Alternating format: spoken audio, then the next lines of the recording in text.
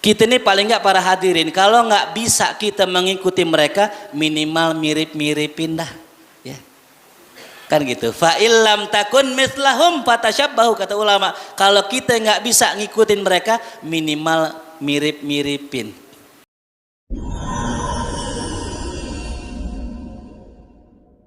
Ya, saya tasyabuh dengan saya punya guru ya, almarhum almaghfurlah Kiai Haji Abdul Hamid Hussein. Saya nggak bisa ngikutin beliau ilmunya, alimnya nggak ketolongan Pak.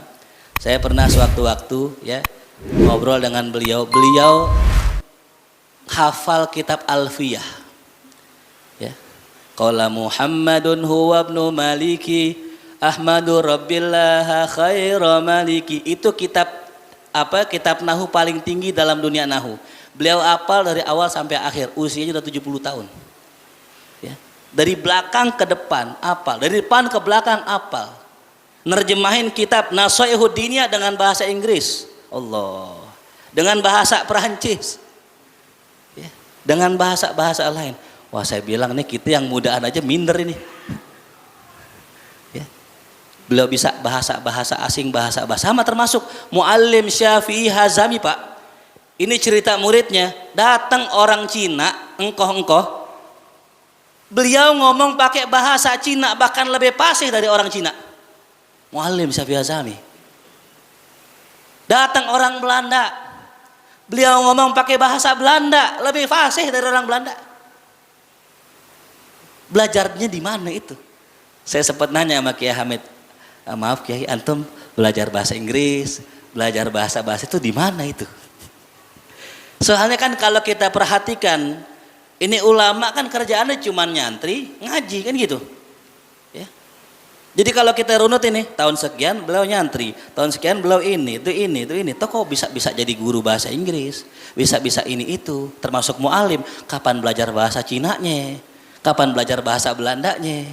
Oh, ternyata kuncinya satu para hadirin. Wattaqullah wa yu'allimukumullah. Bertakwalah kepada Allah, entar Allah yang mengajarkan ilmunya. Bahkan muallim suatu hari sering kalau suatu hari siang atau kapan gitu pakai baju rapi Pak, pakai jas, pakai sorban rapi, bawa kitab, masuk kamar, ya, masuk kamar. Pertanyaannya itu ngaji sama siapa itu? Ya. Inilah orang-orang khusus ini. Nah, orang-orang yang tadi saya bilang, kalau kita nggak bisa ngikutin, minimal mirip-miripin. Ya kita mirip-miripin apa? Pakaiannya dah. Kalau nggak apa, mungkin rambutnya. Kalau nggak apanya gitu. Ya. Mungkin kan ada orang yang rambutnya gondrong disemir pirang, pakai peci yang dari apa tuh? Dari rotan. Mirip siapa itu? Habib Bahar tuh. Ya. Mungkin nggak pakai jas putih, pakai imamah putih, pakai jubah, pakai apa namanya? Pakai baju gamis, mirip siapa tuh? Habib Rizik. Kita nggak bisa ngikutin akhlaknya, minimal bajunya dah. Ya, kali malaikat saru-saru gitu malaikat. Kayak Habib Rizik ini. Gitu. Kali-kali gitu, namanya orang kan begitu. Kalau demen pasti ngikut.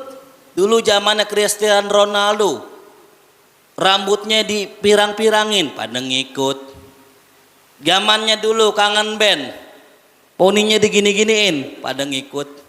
Masa kita ulama kita kagak ngikut sih? Yang namanya ngikut Cristiano Ronaldo kan belum tentu ke sorga, betul gak? Tapi kalau yang namanya ngikut ulama udah pasti masuk sorga Pak. Ya. Temen jangan ikutin saya, udah gitu. Ikutin yang depan-depan nih, guru-guru kita, ya orang-orang tua kita, kiai kita, habaib kita gitu. Ya.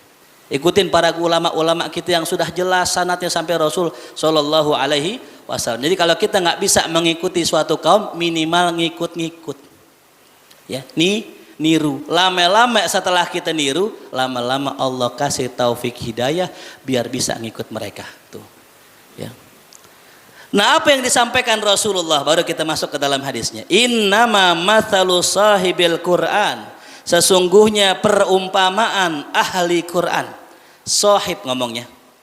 Kalau dalam bahasa Arab, sahib itu maknanya teman dekat. Ya. Makanya orang kalau kita main ke rumah orang, sahibul bait. Kenapa sahibul bait? Karena dekat. Nggak mesti punya. Ya, saya nggak punya Darun Naim. Ini masjid bukan punya saya. Tapi kalau saya di Simulu namanya apa? Hah? Merbot namanya. Namanya merbot. Di sini mulu. Namanya Sohibul Masjid. Tuh ya, namanya Sohibul Masjid. Kalau digaji baru jadi apa? Merbot gitu ya. Tuh. Jadi namanya Sohibul Quran. Berarti deket banget ame Quran. Kemana-mana Al-Quran. Kayak apa perumpamaannya? Kamathali sahibil ibil. Kayak orang yang punya onta. Ya. Al-mu'allagati yang diikat. In ahada alaiha, ya, kalau seandainya unta itu dia jaga, ya, amsakaha, maka ia akan tetap memilikinya.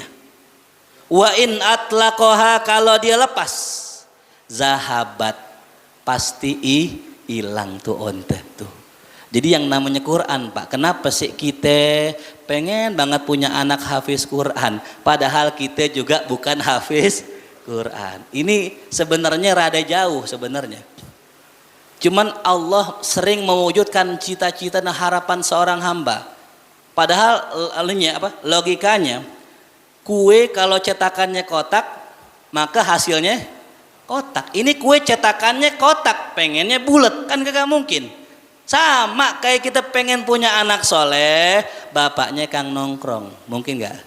Kagak. Nongkrong sih asal sholat mungkin. Ya saban nongkrong azan ke masjid. Kan kadang-kadang azan kagak ke masjid pulang. Mau subuh aja kan begitu ya. Nongkrong nih malam pengen subuh pulang. Mending pulang sholat ngambil sarung tidur. Man bukan orang sini. Orang sono kali bojong kali ya. Walau sini mah insya Allah kagak beda gitu. Tuh ya. Pengen punya anak hafal Quran, paling minimal bapaknya, emaknya hafal Quran. Ya. Imam Syafi'i radhiyallahu anhu lahir di Palestina, di kota Gaza. Sekarang yang sedang lagi ada ini ya. Kita doakan semoga saudara kita selamat, amin. Lahir di Palestina, cuman hidup ame ibu doang, bapaknya kagak. Tapi hafiz Quran, tapi hafal hadis. Kenapa? Punya ibu solehah hafal Al-Quran, ambil masak ya dibacain apa? Quran. Kan enak Pak. Kalau orang ibu hafizoh bacain anak Quran kan nggak perlu megang mushaf, betul gak? Dimal baca tabarakalladzi biyadihil mulku wa huwa ala kulli syai'in. Nah repot kalau kita nggak hafal Quran, bentar lupa apaan bacaannya. Lah anak kena penggorengan itu. Lagi jemur sambil baca Quran. Idza waqa'atil waqi'ah laisa liwaqa'atiha kadzibah. Kan bisa sambilan anak mendengar dan merekam para hadirin. Ini ada sebuah metode. Dia itu nih anak dikumpulin ambil main Pak, sambil main-mainan. Ada yang main puzzle, ada yang main-mainan. Disetelin Al-Quran pakai speaker, itu bisa menghafal anak kecil. Ya. Makanya anak kecil zaman sekarang kagak diajarin lagu TikTok paling apal, betul? Coba setelin lagu TikTok dah. Dinyambut tuh nerusin katanya gitu. Anak saya Pak nggak pernah disetelin TikTok, didengar doang apal. Itu baru TikTok, bagaimana Al-Quran. Ya. Jadi cuma denger doang. Nah ini Imam Syafi'i emaknya dibacain Quran tuh emaknya. Ya. 7 tahun sudah hafal Al-Quran. Kayak kita lah Pak ya, kenapa sih ini orang kita ini dalam kitab Madzhab Syafi'i kita nggak bakal nemukan anjuran untuk doa bersama-sama, nggak ada anjurannya. Baca kita Fathul Mu'in, Fathul Qarib, nggak nemu habis sholat doa bareng-bareng, nggak nemu anjurannya. Terus dari mana? Nah ini dia, kalau ada kalonya ya, niat baca dikeraskan untuk mengajarkan orang-orang biar bisa doa, itu disunnahkan. Disunnahkannya apa tuh? Kalau untuk ngajarin Allahumma antas wa minkas wa ilaika ya'udus, coba kalau nggak diulang-ulang mi imam, hafal gak? Allahumma inna nas'aluka salamatan wa afiyatan wa ziyadatan wa barakatan wa taubatan wa maghfiratan. Allahumma hawwin fi sakaratil wan najata wal afwa. Pernah ngapalin nggak? Saya sih nggak pernah ngapalin. Orang saya di belakang imam duduk dengerin lame-lame apal tuh. Ada masjid Pak, nggak pernah kayak zikir habis sholat. Pokoknya habis sholat, assalamualaikum, udah ngadep jamaah begini masing-masing diem-dieman. Marahan kali ya, diem-dieman. Diam aja. Sewaktu-waktu dia ngimamin di keluarganya. Pas banget di keluarganya orang NU yang pakai zikir. Setelah salam dia bingung. Gue baca apa ya? Akhirnya baca Allahumma lantas jalan.